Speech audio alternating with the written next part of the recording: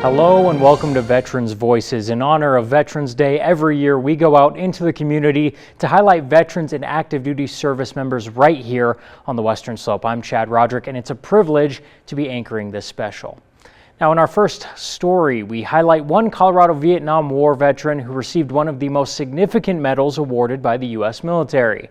Then Army Major Drew Dix had a chance to share his story with the students of Grand Junction High School. Kyle Kawamoto has more on the inspirational visit.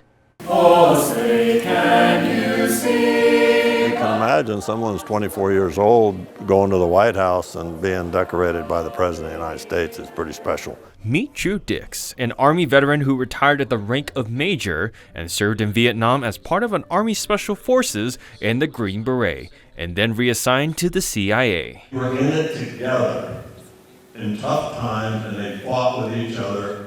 On Thursday, Drew had a chance to speak with students at Grand Junction High School, giving them a lesson for the ages. Oh, this is a giant room, but they're all good kids, and I feel like I have an obligation to tell them some of the humps and bumps of life. What I really appreciate about the message that Major Dix brought was, of course, he's talking about his experience and patriotism and serving our country, but he has even a deeper message around integrity and living a great life and helping your community. Drew spoke about his time in Vietnam and gave a brief story about how he earned the medal. He led a small group of soldiers in a 56-hour-long battle against 2 Viet Cong battalions, in which he received the Medal of Honor from President Lyndon B. Johnson. It's an obligation because there are a lot of people, I believe, that may have earned it, but there were no witnesses, and they'll never receive it because it requires 2 eyewitnesses.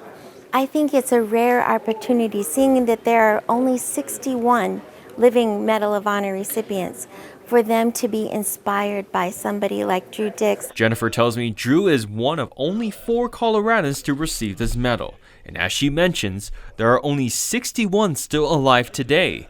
This is out of 3,528 recipients in the nation to be awarded, while she says 40 million have served. Kyle Kawamoto, KREX News. Drew tells us the best part of the presentation was interacting with all of the students and being able to answer questions about his firsthand experiences during the Vietnam War. And a Stand Down is an event for military veterans to receive community support and resources like food, clothing, health screenings, haircuts, and information on housing and employment services. The goal is to help vets feel like they are welcomed and have a place to go for resources.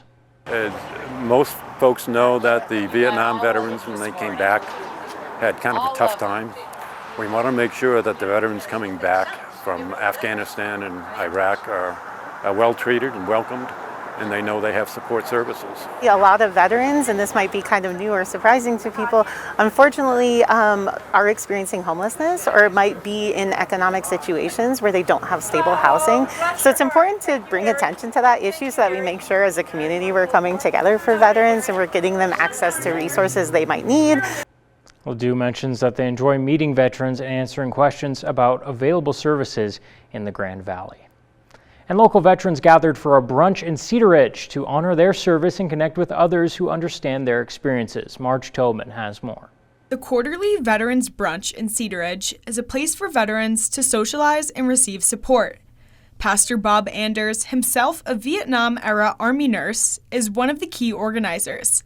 He spoke about the importance of coming together. The socialization is very important, particularly as we get older, fewer family members around or whatever. And it's interesting when you sit around the table and you hear all the war stories and all the things that they have done, and it just makes you so proud. How as young men, they gave time of their life to our country. And so serving our military is so important, at least to me. For many of the veterans, like Don Turk, attending these events is a way to stay connected and support each other. I'm always in touch with other people, other veterans, and we share each other's ups and downs, I guess you could say. This is an outlet for all veterans. I've seen veterans here I haven't seen before, which is good. April Hurd, Executive Director of Welcome Home Alliance for Veterans in Montrose, spoke about the importance of supporting veterans, especially in rural communities. One of the major things that we're facing these days with our veterans, I've done some research and some presentations, and that's really concerning us is our suicide rates of veterans. And we are planning out a strategic plan to try to offer some helpful services, but being in these rural communities is very hard because we lack the facilities. We need facilities. Despite the challenges, the brunch is a reminder that veterans have a strong network to turn to. For some, it's about honoring the past and staying connected with others who understand what it means to serve. Marge Tobin, KREX News. Thanks, Marge. We'll have more Veterans Voices coming up right after the break. Welcome back. We turn to sisterhood, service, and support. That's the motto of Western Slope Blue Star Mothers. I had the opportunity to learn more about their goal to strengthen and connect our military community. Take a look. Sending a kid in the military is a different groove than sending a kid off to college or sending them into the workforce. A Blue Star mother is a mother or woman in a mother's role who has a child serving in the armed forces or who is a veteran. Blue Star mothers work to create a community where young people see the armed forces as a desirable career path, where service members know their sacrifices are valued, and military families are connected and able to support each other. We know they're not ours, but they've joined the military, and since we are Blue Star moms and our kids have also joined, we kind of take them on and adopt them as ours. On the Western Slope, their special focus recognizes outgoing and active military, letting these young adults know that their community has their back, from marching in parades to a warm send-off before boot camp. It's an honor and a privilege for us to have the chance to recognize those graduates. So we do that every year, primarily a very large event that we hold at this memorial here. We get all of our recruits in. We get recruits from as far away as Rangeley, Glenwood Springs, Montrose, and Ouray that come in for this event. And then the recruits actually take their oath of service here in front of their family and friends. Not every family can make that trip over there to see them take their oath, so they get to do that here at the memorial, which is great. Right from the beginning, these moms are there to support service members and their families because they know what it's like to have their own children serve. And it was such a relief to not be alone anymore. And I think a lot of moms would say the same thing as me, is that feeling of not wanting other moms to have that experience we did of being alone. So that's why we try so hard to get on the front end. That's why we're meeting families at the high school event. That's why we're at those new recruit send-offs. All of these different community groups come together to support these new recruits, which again, you're conducting that community so that families and recruits don't feel alone. You've got veterans interacting with new recruits, you've got new military families interacting with experienced military families, and it just brings a cohesiveness to the community, and it also makes resources much more accessible.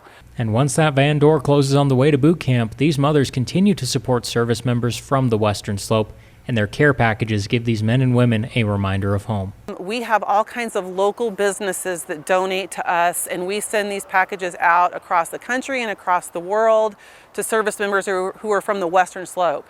And so they open that box up, and they've got Instrum's Toffee, and they've got Dad's Hot Sauce. For the Chow Hall, Pear Blossom Farms has been an amazing contributor. They contribute Dad's Hot Sauce to every single care package mailing that we do.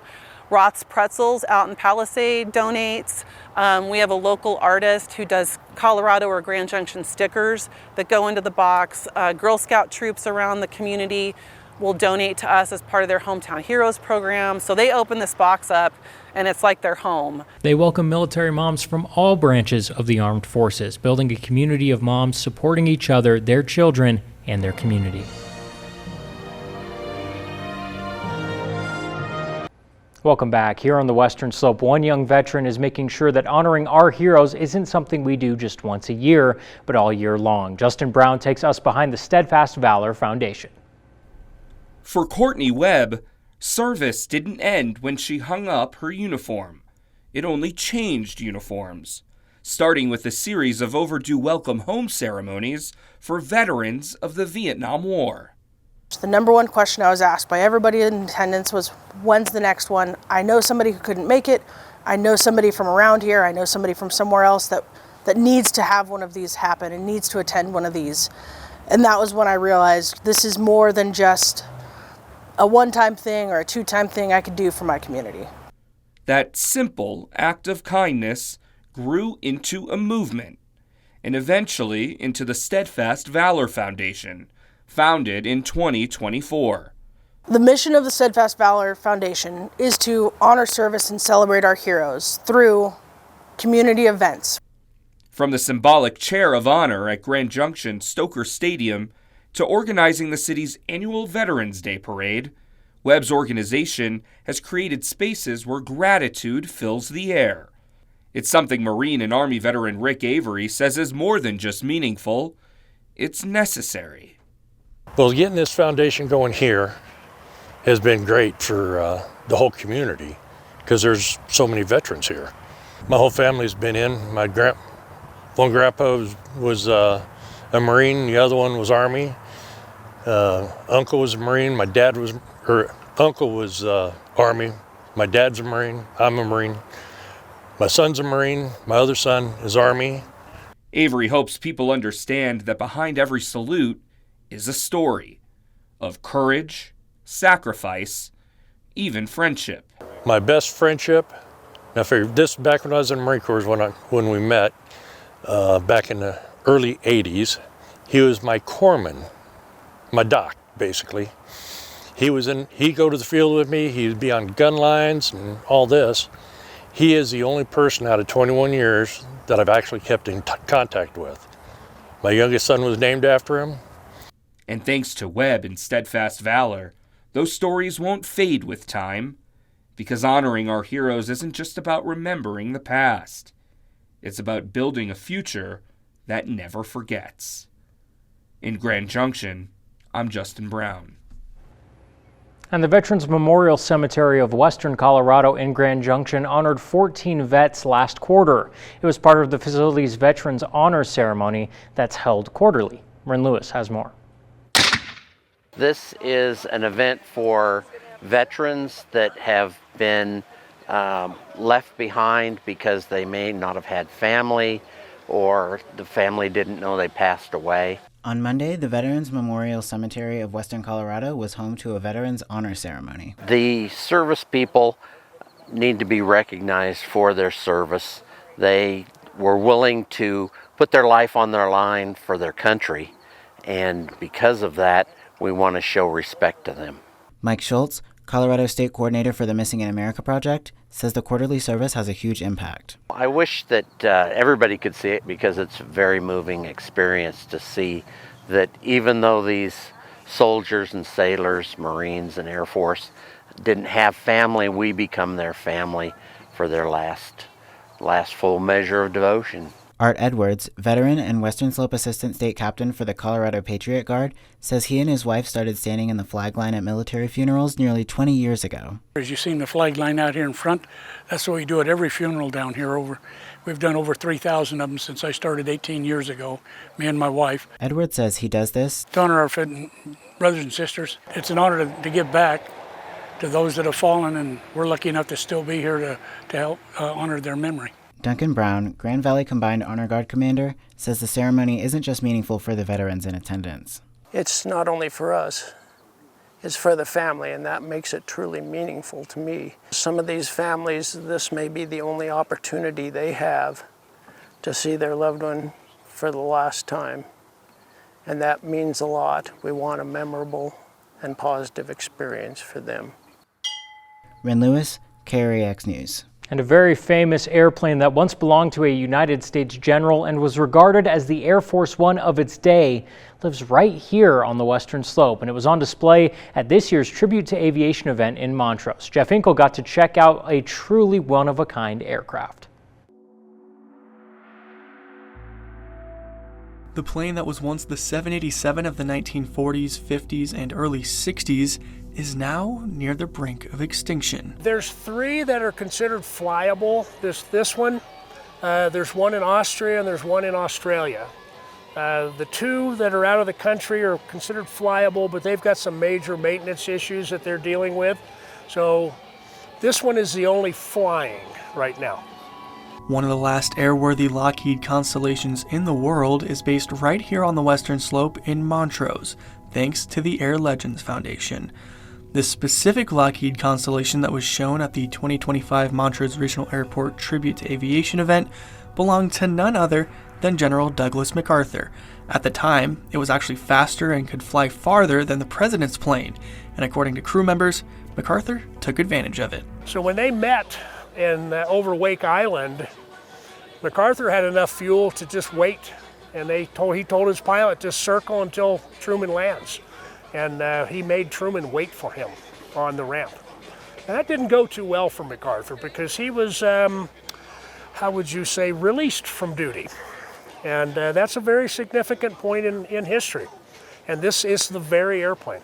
When you go up the stairs, it truly feels like you're transported back into the 1950s. The plane is refurbished to look just like it might have during the days when it belonged to MacArthur, and while we couldn't sit on the chairs and man the controls, it was pretty surreal to think of the whispers and shouting matches that could have happened between powerful people as they flew over the Pacific Ocean. And if you think about the world leaders that sat in that conference room and literally formed through treaties and arrangements and agreements, formed the world that we have today. And some of those meetings and decisions were done sitting in this very airplane.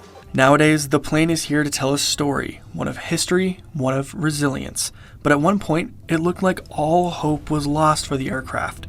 Once the plane was done with its VIP duties, it became a key relay station for astronauts exploring the moon, carrying 20,000 pounds of radios and relaying messages from the Apollo program. After that, it was put in the Army Aviation Museum, but in 1992, it became kind of surplus to the museum. Their museum mission shifted a little bit, and they were going to scrap the airplane. And so Ed Maloney, the founder of the Planes of Fame Museum in Chino, California, who was responsible for saving a lot of these kind of aircraft, made a deal with the Army and traded something for it. And the museum took it over, but it was really a lot to take over with a private museum. It's now turned into sort of a remembrance to those that flew in them during the 50s and 60s. And crew members know that this very aircraft touched the lives of so many people around America. For many, it was the first aircraft they took to the skies in.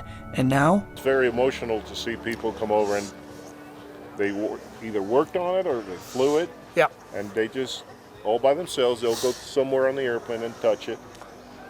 And they're on their own. And you don't want to really invade that. You leave them alone. Then they'll come out of it and they'll start talking. Yeah. For a few minutes, we know they're back airborne flying the airplane. You can see it in their eyes. Truly a one-of-a-kind star in the constellation of historic aircraft. Jeff Hinkle, Fox 4 News. Welcome back. The Veterans Memorial Cemetery of Western Colorado added a new processional vehicle to their fleet with the dedication of a United States Marine Corps 1941 Jeep CJ1. Now, these Jeeps are used in services for veterans at the cemetery, and now each branch of the military has their own Jeep. But what makes the newest addition so special is that it is a military-issued CJ1 compared to the other Jeeps, which are civilian CJ2s.